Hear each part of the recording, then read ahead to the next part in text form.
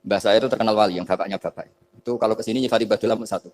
Nur isi mondok dia itu nggak apa-apa. Pondok elek lah, dia itu wali. Zaman itu bapak itu di kamar kursi ya masih ada kakinya. Saya dulu sering dijak ke sini sama bapak. Jadi mbah saya itu terkenal wali dulu. Jadi mbah saya itu tirakat terus sampai kabudut itu poso terus. Kebetulan cucunya agak niru. Saya tidak niru itu karena itu Gus Zaki. Memang disuruh tidak niru. Kata mbah saya, kira usah tirakat, terus tak tirakati aku. Gitu. Jadi saya, Mbah Mun juga gitu.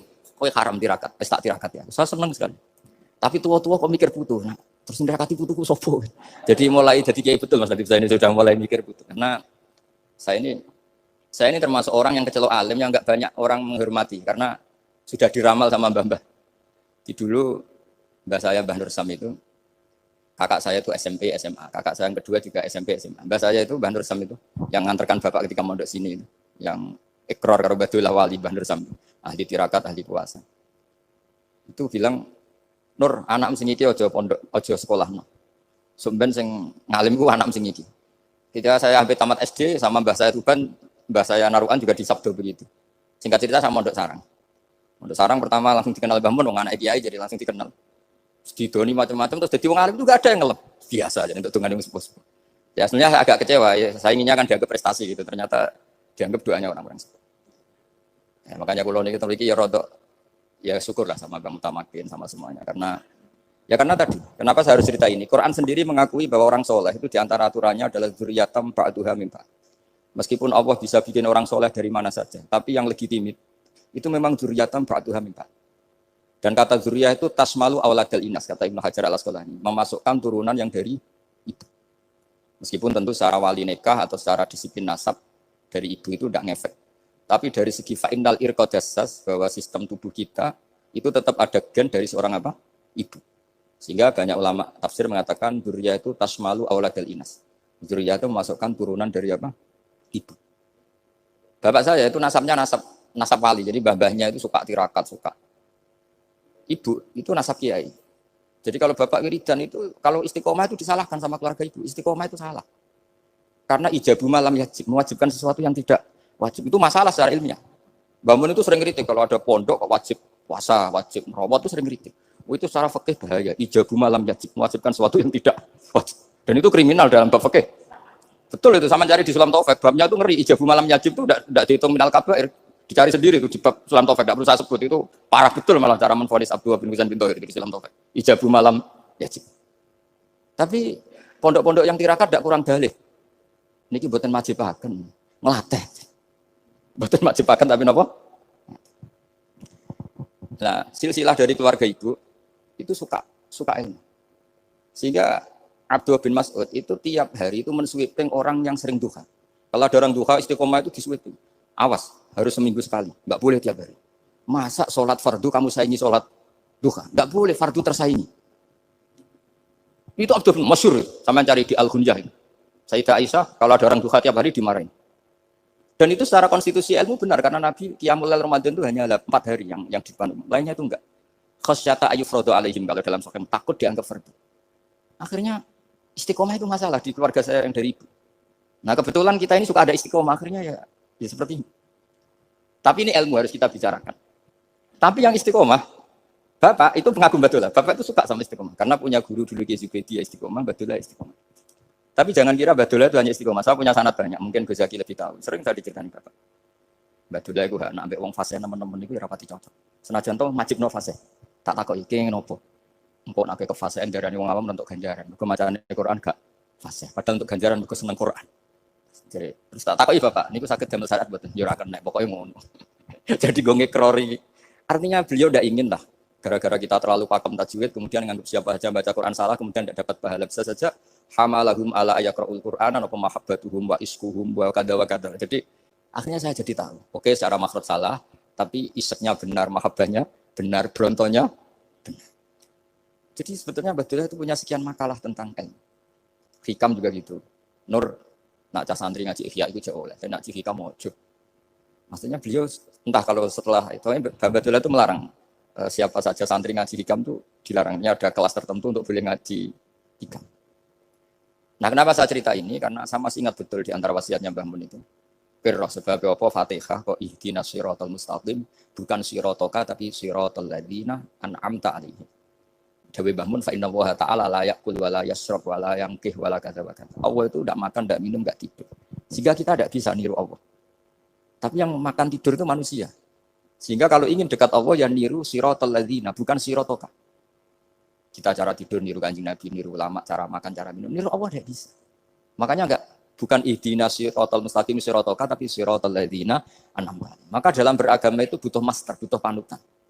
Ya tentu Mbah Mun oleh ngendikan pakai orang-orang kuno. Cara Mbah Mun pakai cantolan.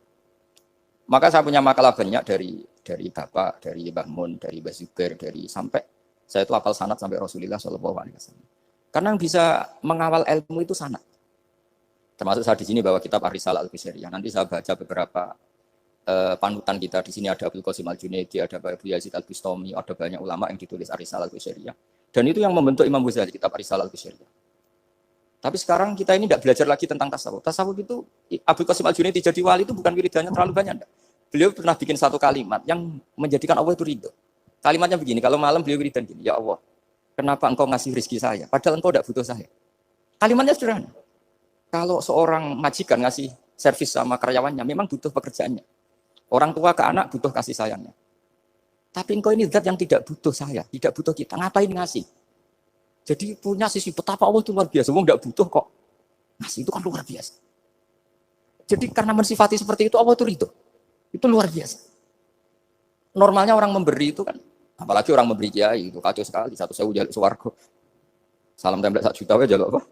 Swarga itu parah lagi. Nanti kalau enggak masuk surga tunda-tunda. Itu ngeri lagi itu. 1 juta minta apa? Surga. Sayyidina Ali itu diantara sebabnya beliau dekat Allah itu karena muamalahnya sama Allah itu benar. Di antara muamalah itu yang diriwayatkan di kitab Ar-Risalah Al-Qusairiyah adalah masyhur. Kafani izzan antakuna li rabban wa kafani fakhran an akuna laka abdan. Tiap malam yang ditanya itu, ya Allah, saya sungguh sangat mulia karena engkau yang jadi Tuhan. Coba kalau saya dituhani manusia yang mati atau dituhani siapa yang mati juga. Wa kafani fakhran an akuna laka abdan. Ini bangga sekali karena jadi budak, menjadi hamba zat yang tidak mati. Jadi pakem-pakem yang menjadi masyrob kalau dalam bahasa tasawuf. Itu yang menjadikan wali. Sehingga yang dikatakan ibadah itu apa? Ma'rifatullah. Mengenali Allah secara benar. Jadi jangan kira wali-wali dulu terus terlalu istiqomah, ada juga. Mereka punya pakem yang menjadikan Allah itu ridho. Saya beri contoh nih di sini banyak makalah nanti saya beberapa baca tabarruk. Banyak riwayat dari orang-orang sufi. Nabi Ibrahim itu pernah ketemu orang Majusi. Beliau terkenal sakhok, terkenal sakhiyan. Ketika ketemu orang Majusi, ya Ibrahim saya ini sehari saja ngasih makan saya. Kamu kan tukang ngasih makan orang. Terus, ya tapi bisyarti antus lima, kamu harus Islam. Sebagainya Nabi Ibrahim adalah, kalau saya menolong dia berarti nolong orang kafir. Setelah orang itu lewat, berlalu karena Nabi Ibrahim nggak mau hormat. Allah memberi wahyu ke Nabi Ibrahim. Kenapa ya Ibrahim tidak kamu terima 1 hari, kamu kasih makan 1 hari? Ya karena dia majusi. Kata Allah, dia umurnya berapa? 60 tahun. Tanyakan, pernah kelaparan kan hanya hari ini? Iya ya Allah. 60 tahun dia kafir tak kasih makan. Minta kamu sehari aja kok nggak boleh. Akhirnya Nabi Ibrahim dipanggil orang majusi, dikejar dipanggil. Ayo tak kasih makan 1 hari. Kok kamu sekarang jadi baik? Habis ditegur Tuhan. Terus kata, ahad ada yu amiluni. Apa seperti itu? Tuhan mau mengualamalai saya? Ya na'am. Akhirnya Islam orang majusi. Jadi itu lagi-lagi ilmu. Jadi yang dikatakan ilmu itu satu teori atau kalimat atau apa saja yang menjadikan kita ini pakem. Meskipun pakem itu kadang sulit diterima orang-orang khusyuk. Orang khusyuk itu ya nyun sewu ada sisi nakalnya. Makanya Mbah Mun sering kayak jargon masyhur. Zada khusyukan, zada jalan, tambah khusyuk tambah bodoh. Bukan bodoh dengan makna salah itu enggak. Memang kadang terus anti ilmu. Misalnya gini, ini contoh yang karena saya ini mengkhidmati ilmu, saya beri contoh yang urusan ilmu. Ada orang sujud diinjek orang fasik, kepalanya diinjek orang fasik. Terus si orang yang sujud tadi ini ada di Sahih Muslim, juga ada di Ihya. Wallahi la yaghfiru wa laka. Pakai sumpah, wallahi la yaghfiru wa laka.